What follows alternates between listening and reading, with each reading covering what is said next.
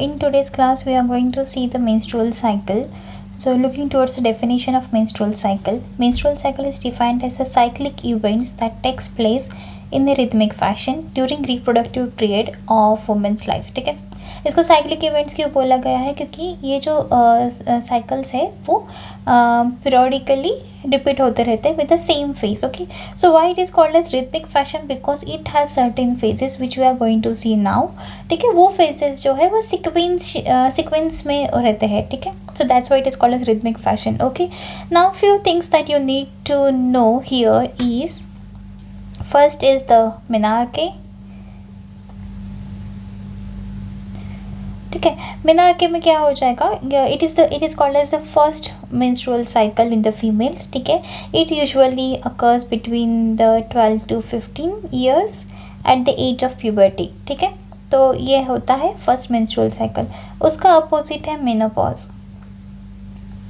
ठीक है, so menopause कब होता है? Approximately at the age of 50 to 55 years, और this is called as a last menstrual period. Okay, next is menstrual cycle जो है वो अप्रॉक्सीमेटली 28 डेज़ का होता है. बट अगर हम रेंज को कंसिडर करें तो इट टेक्स मेंस्ट्रुअल पीरियड जो होता है इट्स बिटवीन 21 to 35 डेज़. अगर मेंस्ट्रुअल साइकिल 21 डेज से कम हो रहा होगा या फिर 35 डेज से ज़्यादा पीरियड बढ़ रहा होगा then there is some kind of abnormality. Okay, so now coming to looking towards the basic structure या फिर anatomy of the female reproductive tract. So this is the externally it's vagina, cervix, then uterus, 2 ovaries, and yes, the fallopian tube. Okay, so moving on towards the phases of the menstrual cycle.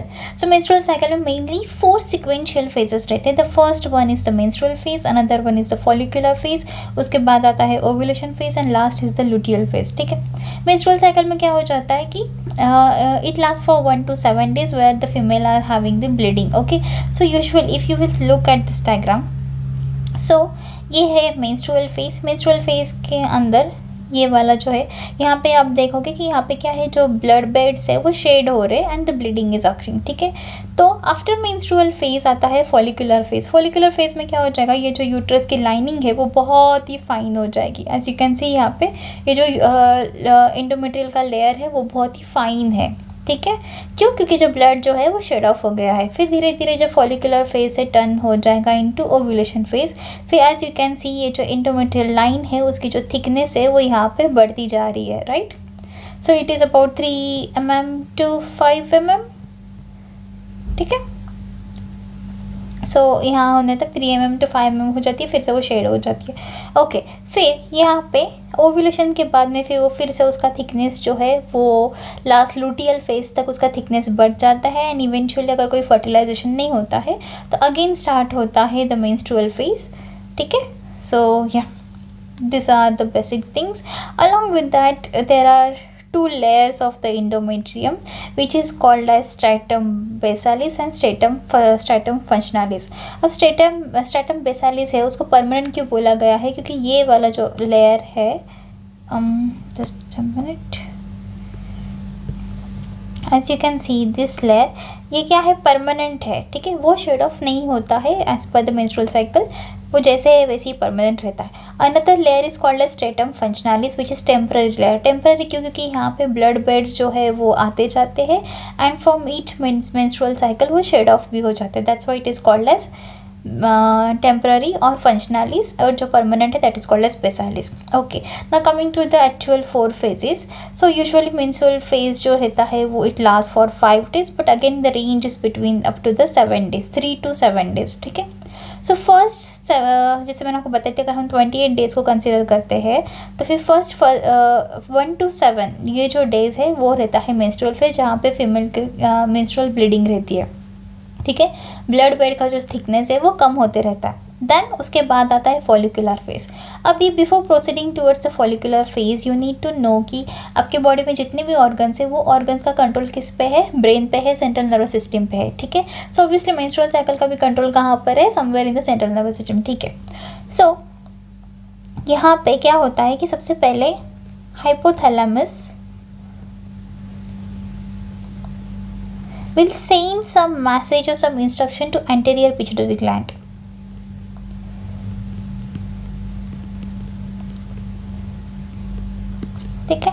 क्या message होगा? The message will be to release the gonadotropic hormone.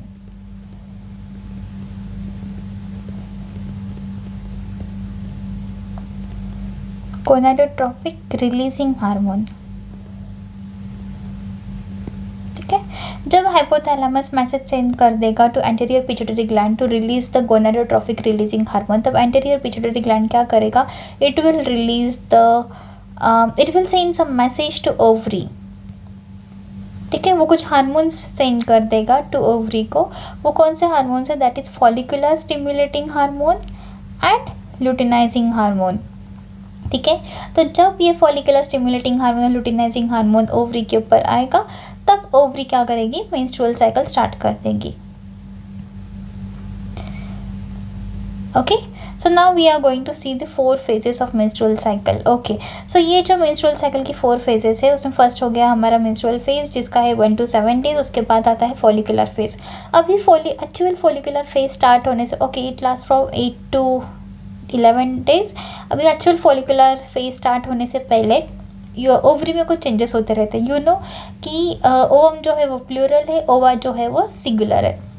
ठीक है, तो हर time को एक ovary each menstrual cycle में, एक ओवा जो है वो हर मेंस्ट्रुअल साइकिल में शेड होते रहता है अगर वो फर्टिलाइजेशन नहीं हुआ तो. ओके, सो यहाँ पे क्या हो जाएगा? सबसे पहले ओवरी के अंदर जो ओवा रहता है उसके पास ये फ्लैट एपिथेलियल सेल्स रहते हैं. ठीक है, it is surrounded by the flat single layer of the epithelial cells. तो ये वाले जो फेस को, ये जो फॉलिकल्स है, ये एपिथेलियल सेल्स है, उसको हम फॉलिकल्स बोलते हैं यहाँ पर. ठीक है, सो ये वाला जो फेस है that is called as primordial follicle.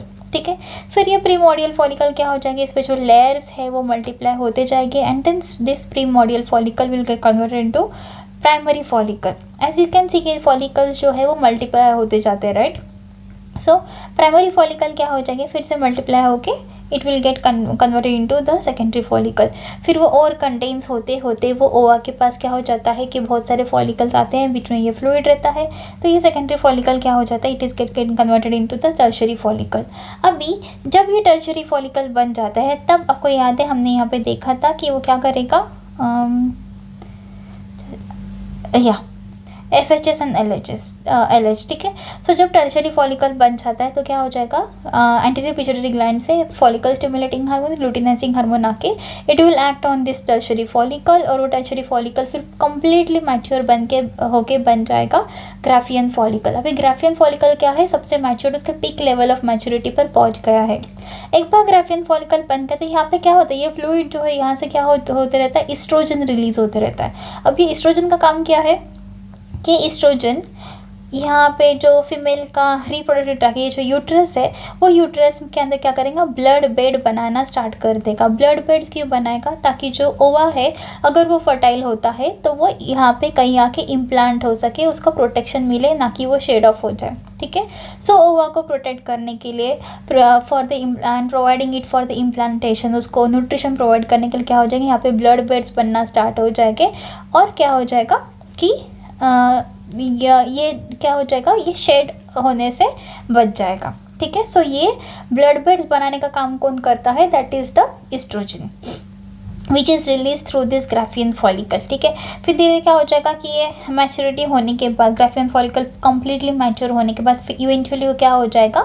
यहाँ से वो रप्चर हो जाएगा. So as you can see कि यहाँ से ग्राफियन फॉलिकल रप्चर हो गया है और ये जो ओवा है वो रिलीज होके कहाँ पे गया है? Through the fimbria into the fallopian tube. ठीक है, सो सी यहाँ से वो एक सपोज कि ये वाली ओवरी जो है वो इस बार मेंस्ट्रुअल साइकिल पे इन्वॉल्व है. सो यहाँ से ग्राफियन फॉलिकल क्या हो जाएगा? वो रप्चर हो जाएगा और यहाँ से क्या हो जाएगी?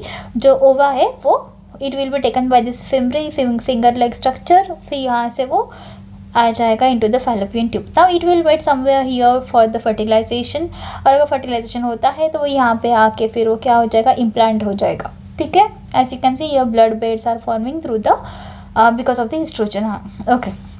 देन अभी देखो ओवा तो चला गया, अब ये बचा हुआ जो फॉलिकल है वो क्या हो जाएगा? It will get converted into this kind of structure which is called as corpus luteum. ठीक है। अब तक एस्ट्रोजन क्या कर रहा था, ब्लड वेट्स बनाने का काम कर रहा था।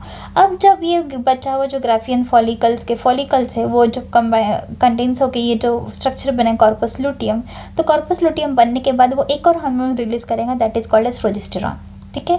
अब एस्ट्रोजन का काम था ब्लड बेड्स को बनाते रहना, अब प्रोजेस्टेरॉन का काम है वो ब्लड बेड्स का स्ट्रक्चर उसी तरह से मेंटेन रखना, ठीक है। उसकी जो लेयर्स है वो लेयर्स को स्ट्रॉन्ग बना के रखना ताकि वो जो शेड्स है वो शेड ना हो जाए, ठीक है। इसीलिए ब्लड प्रोजेस्टेरॉन क्या होगा, जितना प्रोजेस्टेरॉन रिलीज होगा थ्रू कॉर्पस लुटियम उतना ही क्या हो जाएगा, यूट्रस के अंदर ये जो ब्लड बेड्स है वो उसी स्ट्रक्चर में जैसे है वैसे ही स्टिल रहेंगे, ठीक है। And it will wait for the fertilization of the ova, ठीक है। अगर फर्टिलाइजेशन नहीं होता है तो इट विल वेट, थोड़ा रुकेगा, अगर कब तक रुकेगा, टिल 28th डे। 28 डे तक वो क्या करेगा, कॉर्पस लुटियम वेट करेगा फॉर द फर्टिलाइजेशन। लेकिन अगर लास्टली इवेंचुअली का फर्टिलाइजेशन नहीं हुआ होगा तो क्या हो जाएगा, जो ओवा है वो वैनिश होके it will get shed off in the uterus. अभी यहाँ पे क्या हो जाएगा, कॉर्पस लुटियम धीरे से eventually after 28 day it will get converted into the corpus albicans, मतलब क्या है कि वो डिस्ट्रॉय हो चुका है। अब जब कॉर्पस लुटियम नहीं रहा तो फिर वो प्रोजेस्टेरॉन कहाँ से रहेगा, राइट। सो कॉर्पस लुटियम जब वैनिश हो जाता है तो प्रोजेस्टेरॉन का रिलीज भी क्या हो जाता है, ऑलमोस्ट ख़त्म हो जाता है। फिर प्रोजेस्टेरॉन का फंक्शन क्या था, ब्लड बेड्स को बनाए रखना, उसके स्ट्रक्चर जैसा है वैसे ही रखना है। लेकिन प्रोजेस्टेरॉन की कमी होने की वजह से क्या हो जाएगा, ब्लड बेड्स जो है वो लूज होना स्टार्ट हो जाएंगे एंड इवेंचुअली ब्लीडिंग स्टार्ट हो जाएगा। So like this, right. So यहाँ पे कॉर्पस लुटियम ने प्रोजेस्टेरॉन के थ्रू इसको बचा के रखा था, इसको शेड को स्टिल रखा था। लेकिन यहाँ पे जैसे ही प्रोजेस्टेरॉन का लेवल कम हो गया वह वैसे ही ब्लड बेड्स जो है वो लूज हो गए and then the bleeding has started. Okay, now menstrual cycle, menstrual phase 1 to 7 day को होता है, डेज तक होता है। फोलिकुलर फेज कहाँ से स्टार्ट होता है, from this primordial phase till the formation of the mature graphene follicle, उसको लगते हैं 8 to 11 डेज। उसके बाद आता है 14th डे पे, usually ranges between 12 to 17 days. इस टाइम को क्या होता है, ग्राफिन फॉलिकल से ओवा जो है वो रप्चर होके रिलीज हो जाता है इनटू द फैलोपियन ट्यूब, और ये ठीक है। सो ये वाला जो पार्ट है that is called as ovulation phase. उसके बाद ये ओव्यूलेशन फेज होने के बाद जो ये स्ट्रक्चर है ग्राफिन फॉलिकल का, वो कंडेंस होकर क्या बन जाएंगे, कॉर्पस लुटियल, जहाँ से प्रोजेस्टेरॉन रिलीज होना स्टार्ट हो जाता है। So from this corpus luteum till corpus albicans, वो वाला जो फेज है that is called as luteal phase, and eventually फिर से वो वीक होके स्टार्ट हो जाएगा, that is the menstrual phase. So this was the menstrual cycle. If you have any query then please let me know. Thank you.